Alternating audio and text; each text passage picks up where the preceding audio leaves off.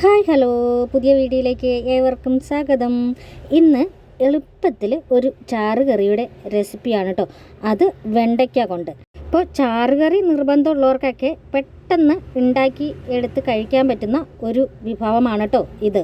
അപ്പോൾ അതിനായിട്ട് ഞാൻ കുറച്ച് വെണ്ടയ്ക്ക ഇങ്ങനെ വട്ടത്തിൽ അരിഞ്ഞെടുത്തിട്ടുണ്ട്. ഇനി നീളത്തിൽ അരിഞ്ഞെടുത്താലും അങ്ങനെ അധികം കുഴഞ്ഞു പോവാതിരിക്കും. ഇനി ഒരു പാൻ അടുപ്പത്ത് വെച്ച് അതിലേക്ക് ആവശ്യത്തിന് വെളിച്ചെണ്ണ ഒഴിച്ചു കൊടുക്കുക. ഇനി ഇതിലേക്ക് നമ്മൾ അരിഞ്ഞു വെച്ചിരിക്കുന്ന വെണ്ടയ്ക്ക അങ്ങ് ഇട്ട് കൊടുക്കുക. വെണ്ടയ്ക്ക ഈ എണ്ണയിൽ കിടന്ന് ഒന്ന് നന്നായി ഫ്രൈ പോലെ വറുത്തെടുക്കണം.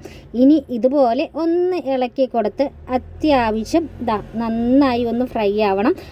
വെണ്ടയ്ക്ക ഫ്രൈ ചെയ്യാൻ ഇടുമ്പോൾ ഒരിക്കലും അത് മൂടി വെച്ച് ഫ്രൈ ചെയ്തെടുക്കാൻ ശ്രമിക്കരുത്.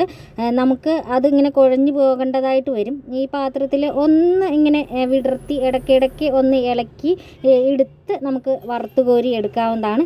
ഇനി വറുത്ത് കോരി എടുത്ത അതേ എണ്ണ ബാലൻസ് ഉണ്ട്. ഇതിലേക്ക് അല്പം കടുകിട്ട് നന്നായി ഒന്ന് പൊട്ടിയതിന് ശേഷം നമുക്ക് ഇതിലേക്ക് ഇഞ്ചിയും വെളുത്തുള്ളി അരിഞ്ഞതും കൂടി ചേർത്ത് കൊടുക്കാവുന്നതാണ്. അതൊന്ന് നന്നായി കുക്ക് ചെയ്ത് വന്നാൽ നമുക്കിതിലേക്ക് വറ്റൽമുളക് ചേർത്ത് കൊടുക്കാം. പിന്നെ വഴറ്റി കഴിഞ്ഞതിന് ശേഷം മാത്രം കുറച്ച് തക്കാളിയോടും ചേർത്ത് കൊടുത്ത് നന്നായി ഒന്ന് വഴറ്റിയെടുക്കുക. കൂടെ കുറച്ച് കരിവേപ്പിലയും ചേർത്ത് കൊടുക്കുന്നുണ്ട്.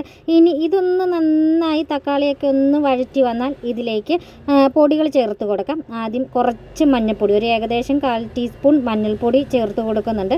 അത് ഒന്ന് ഇളക്കി ആ പച്ചമണമൊക്കെ ഒന്ന് മാറുമ്പോഴത്തേക്കും നമുക്ക് ഇതിലേക്ക് 1 ടീസ്പൂൺ മല്ലിപ്പൊടിയും കൂടെ ചേർത്ത് കൊടുക്കാവുന്നതാണ്. മല്ലിപ്പൊടിയോടും ചേർത്ത് കൊടുത്ത് നന്നായി ഇതൊന്ന് മിക്സ് ചെയ്ത് ഈ മല്ലിപ്പൊടിയുടെയും കുത്തൊക്കെ ഒന്ന് മാറി കഴിഞ്ഞതിന് ശേഷം നമുക്ക് കുറച്ച് കുരുമുളക് പൊടിയും അതുപോലെ തന്നെ കുറച്ച് മുളക് പൊടിയോടും ചേർത്ത് കൊടുക്കാവുന്നതാണ്.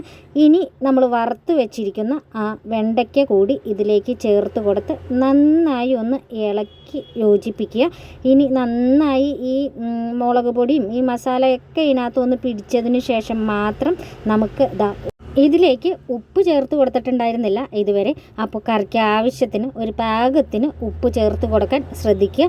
ഇനി നമുക്ക് ഇതിലേക്ക് ഒരു നെല്ലിക്ക വലുപ്പത്തിൽ പുളി വെള്ളത്തിലിട്ട് വെച്ചിട്ടുണ്ടായിരുന്നു. ആ പുളി വെള്ളം കൂടി ഇതിലേക്ക് ചേർത്ത് കൊടുക്കാവുന്നതാണ്. പുളിവെള്ളം ചേർത്ത് കൊടുത്ത് നന്നായി ഇതൊന്ന് തിളപ്പിച്ചെടുക്കണം കേട്ടോ. നമുക്ക് എത്രത്തോളം ചാറ് ആവശ്യമുണ്ടോ അത്രത്തോളം നമുക്ക് ഇതിലേക്ക് അത്യാവശ്യം പുളിവെള്ളം ചേർത്ത് കൊടുത്ത് നമുക്ക് നന്നായി ഇതൊന്ന് കുറുക്കിയെടുക്കണം. ഈ പുളിവെള്ളമൊക്കെ നന്നായി ഇതിനകത്ത് കിടന്ന് തിളച്ച് നന്നായി ഇതൊന്ന് കുറുകി വരും കേട്ടോ. ഇത് നന്നായി ഒന്ന് തിളപ്പിച്ചെടുക്കണം. നന്നായി ഈ നമ്മൾ ഒഴിച്ചു കൊടുത്ത പുളിവെള്ളമൊക്കെ ഏകദേശം ഒന്ന് കുറുകി വരുന്ന ആ പാകം വരെയാണ് കേട്ടോ ഇതൊന്ന് തിളപ്പിച്ചെടുക്കേണ്ടത്. ഏകദേശം 10 മിനിറ്റ് കൊണ്ട് തന്നെ നന്നായി ഇതൊന്ന് തിളച്ച് കുറുകി കിട്ടുന്നതാണ്. അപ്പോൾ നല്ലൊരു തിക്നെസ്സിൽ നന്നായി ഒരു കൊഴുപ്പ് പാകത്തിൽ നമുക്ക് സ്റ്റൗ ഓഫ് ചെയ്ത് നമുക്ക് ഈ കറി ഒരു സർവിങ് പ്ലേറ്റിലേക്ക് മാറ്റി വയ്ക്കാവുന്നതാണ്. കണ്ടാൽ തന്നെ നല്ല ഭംഗിയാണ് കേട്ടോ. അതുപോലെ തന്നെ രുചിയും അസാധ്യമാണ്. അപ്പോൾ ഇതുപോലെ നമുക്ക് ചാറുകറി പെട്ടെന്ന് ഉണ്ടാക്കിയെടുക്കാം. ഇനി തേങ്ങ അരച്ചൊക്കെ കറി വയ്ക്കാൻ പറ്റില്ലാത്തവർക്കൊക്കെ ഇതുപോലെ എളുപ്പത്തിൽ തയ്യാറാക്കി എടുക്കാൻ പറ്റുന്ന ഒരു വെണ്ടയ്ക്ക തീയൽ അല്ലെങ്കിൽ വെണ്ടയ്ക്ക കറിയാണ് കേട്ടോ ഇത്. അപ്പോൾ ഉണ്ടാക്കി നോക്കണം എല്ലാവരും.